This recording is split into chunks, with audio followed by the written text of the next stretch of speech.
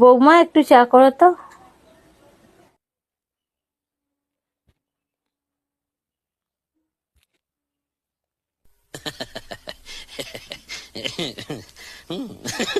Mampi 3 cup জল নেবে, বেশি নেবে না। আর 1 কাপ দুধ দেবে। আর 1 চামচ চা পাতি, বেশি লিকার জন্য করো না। আর তোমার 3 চামচ চিনি দিলেই হবে। বেশি মিষ্টি কে খাবে নাকি বলো মা? আমি তো আসছি। চা হয়ে গেছে? এই তো চা পেয়েছি তো। প্রেসার কুকারে?